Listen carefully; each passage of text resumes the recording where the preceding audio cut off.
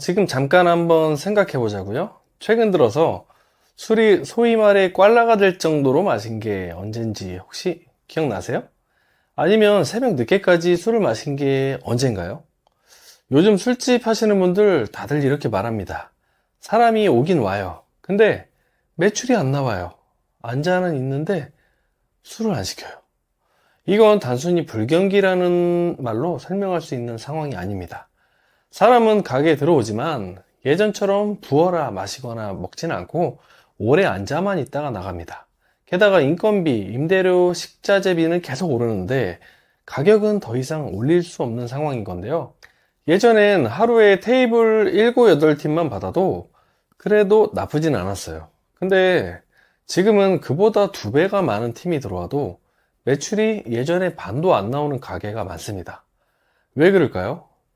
오늘 영상에서는 지금 술집 장사가 점점 더 어려워지고 있는 본질적인 이유, 그리고 이 위기 속에서도 반드시 살아남는 가게들이 하는 그런 전략까지 아주 현실적인 관점에서 알려드릴게요.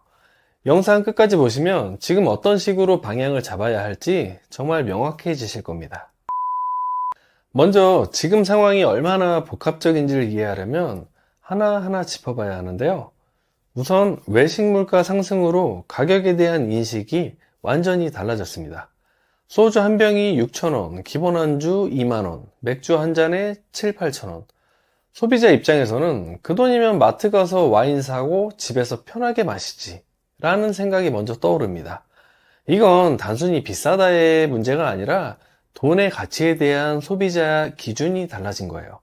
예전에는 5만 원이면 배도 차고 술도 알딸딸하게 마실 수 있었는데 지금은 안주 2개, 소주 2병, 3병만 시켜도 6만 원이 훌쩍 넘습니다.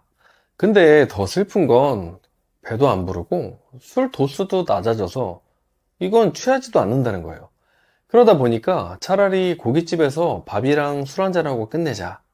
이런 소비자들이 늘어난 거죠. 어디 그뿐인가요? 사람들의 술 마시는 습관 그 자체가 달라졌어요. MZ세대는 회식도 싫어하고 술로 스트레스를 푸는 그런 세대가 아니에요. 사람 만나는 것도 귀찮고 그냥 집에서 혼자 유튜브 보면서 간단히 한잔하는 걸 더 선호하죠. 그리고 요즘엔 그냥 감성 하나 보고 술집 가는 사람이 그렇게 많지 않아요. 이제는 가성비뿐 아니라 나만의 시간을 더 중요하게 생각하는 그런 시대입니다. 이런 변화가 특히 더 두드러지게 나타나는 문화가 있어요. 뭘까요? 네, 바로 회식 문화예요. 술집의 가장 큰 손님은 바로 1차 회식이었어요. 하지만 지금은 회식 자체가 거의 없고, 있다 해도 1차 고깃집, 그리고 2차는 없는 게 일반적입니다. 예전엔 부장님이 사라지면 자연스럽게 2차로 술집을 가던 문화였지만, 이젠 1차 끝나자마자 각자 귀가하는 게 일반적인 분위기죠. 이렇게 회식이 있다 해도 술 강요 없는 식사 자리로 변화했어요. 자연스럽게 술을 목적으로 한 술집들의 매출은 급감할 수밖에 없는 거죠. 게다가 해외여행, 집밥, 배달 등 대체 소비가 눈에 띄게 증가했죠.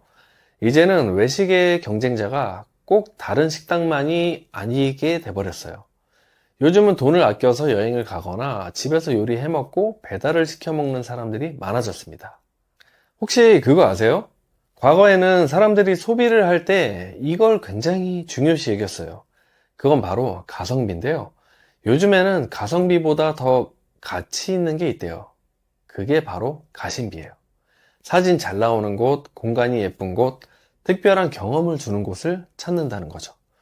그런데 솔직히 동네 호프집이나 주점의 인테리어, 메뉴 구성은 10년 전 그대로인 곳이 많습니다. 예전 감성으로는 지금 세대를 끌어오기가 참 어려운 거죠. 자, 그런데 여기서 중요한 게 하나 있습니다. 이런 어려운 상황에서도 살아남는 가게들이 반드시 존재한다는 점이에요. 이 가게들의 공통점은 뭘까요? 바로 경험의 가치를 팔고 있다는 거예요.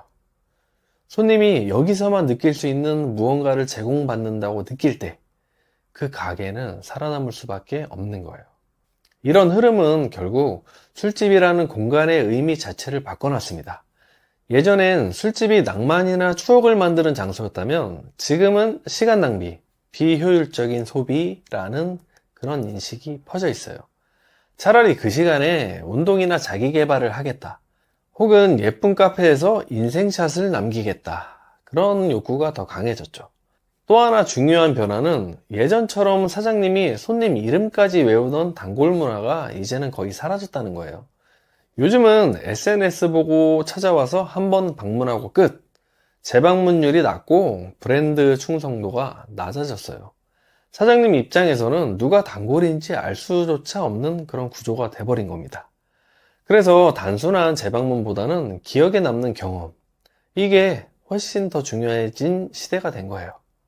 마지막으로 꼭 짚고 넘어가야 하는 건 바로 술 소비의 중심이었던 중장년층의 소비가 빠르게 줄고 있다는 점이에요.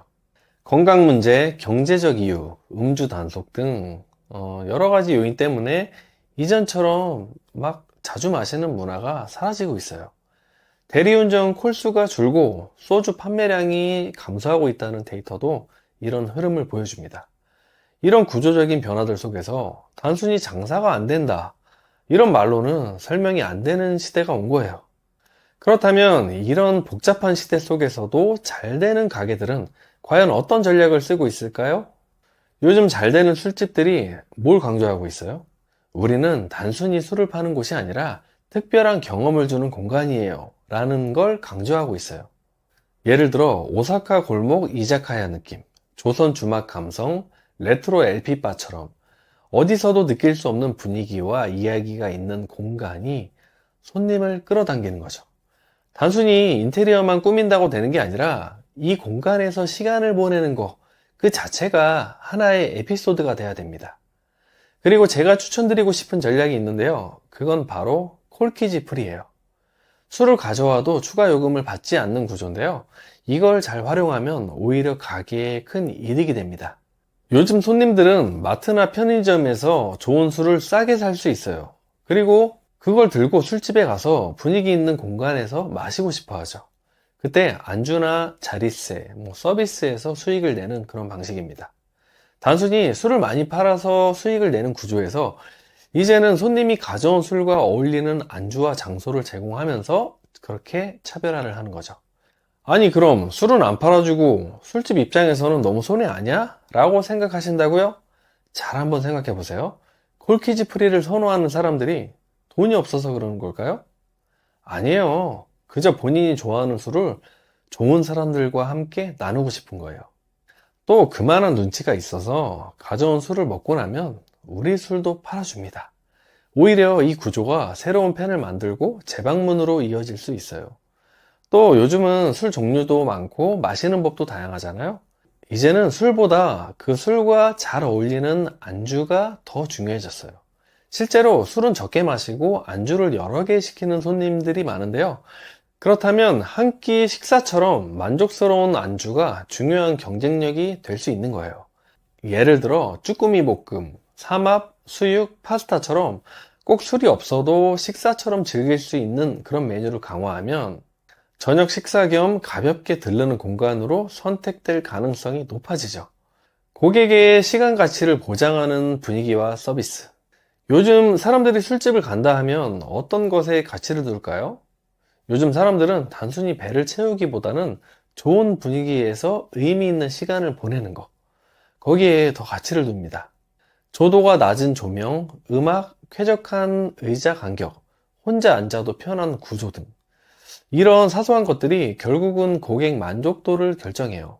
또한 메뉴 설명이나 추천 같은 소통, 그런 서비스도 중요한 포인트입니다. 왜냐하면 이제는 단골보다 팬이 더 중요해진 시대이기 때문이에요. 팬은 자주 오지 않아도 주변에 소개해주고 SNS에 올리고 브랜드에 애정을 가지는 사람들이에요. 그걸 위해서는 매장 자체가 컨텐츠가 돼야 합니다. 사진 찍기 좋은 플레이팅, 스토리가 있는 메뉴 이름, 리뷰를 남기고 싶은 포인트 등 작은 디테일이 우리의 팬을 만들어줘요. 이제는 단순히 술을 파는 시대가 아닙니다. 사람들이 왜 여기를 선택해야 하는지 그 이유를 만들어주는 게 더 중요해졌어요. 오늘 영상에서 말씀드린 전략들, 테마 중심의 공간 설계, 콜키지 프리 도입, 식사용 안주 구성, 시간 가치 중심의 서비스, 팬을 만드는 컨텐츠 운영. 이 5가지 중 한 가지만이라도 실행하신다면 분명 매장의 방향이 달라질 수 있습니다. 오늘 영상이 도움이 되셨다면 구독과 좋아요, 알림 설정 해두시고요. 오늘 말씀드린 내용, 매장 운영의 방향 설정에 참고해 보시길 바랍니다. 그럼 다음 주에 더 유익한 내용으로 찾아뵙겠습니다. 감사합니다.